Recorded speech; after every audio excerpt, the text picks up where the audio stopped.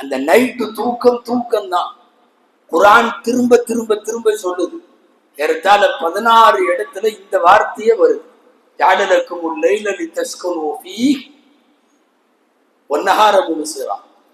பகல் அது உழைப்பிற்கு, வெளிச்சத்திற்கு, இரவு உறங்குவதற்கு. இவன் நைட்டு பூரா அகில உலகத்தினுடைய அத்தனை இடத்துலையும் சுத்துறான், எல்லா இடத்துலையும் சுத்துறான். 11 மணிக்கு மலேசியா பொண்ணுகிட்ட பேசிட்டு இருக்கான், 12 மணிக்கு பிலிப்பைன்ஸ்ல எவ்வளோ பேசிட்டு இருக்கான். என்னென்னமோ நடக்குது. எல்லாம் முடிச்சு 2 மணிக்கு தூங்க போறான். நாம் நினைப்பது போல் அல்ல. நீங்க பகல் தூக்கத்தில எல்லாம் அதை சரி செய்ய முடியாது. நான் வாலிபர்களிடம் சொல்லுகிறேன்,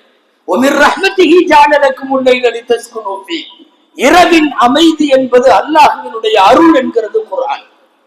குர்ஆன் சொல்லுகிறது. இரவு முழுக்க இப்படி இணையதள சமீப காலங்கள்ல இளைஞர்கள்ட்ட ஏற்பட்டிருக்கிற மனநோய்களுக்காக வேண்டி உளவியல் வல்லுநர்கள் சொல்றாங்க, 100% பேத்துக்கு இப்படி ஒரு நோய் வந்திருக்கு. இந்த நோய்க்கு ஐஏடின்னு பேரு அப்படிங்கிறாங்க. ஐஏடினா இன்டர்நெட் அடிக்ஷன் டிசார்டர் அப்படின்னு பேரு சொல்றாங்க. ஷார்ட் ஃபார்ம்ல ஐஏடிங்கிறான். என்ன ஐஏடி? இன்டர்நெட் அடிக்ஷன் டிசார்டர் அப்படின்னா ஆன்லைனுக்கு அடிமையாகி போன இளைஞர்கள்.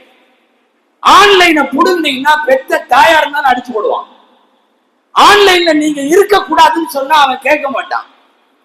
எங்கேயாவது மலை உச்சியில வைஃபை இருந்தாலும் போய் குத்து வச்சு உட்காந்துக்குவான். இன்றைக்கு இளைஞர்கள் அப்படி ஒரு அடிக்ஷனை நோக்கி போய்விட்டார்கள். அதனால் தான் ஏற்படுகிற இரவு விழிக்கிறதெல்லாம்.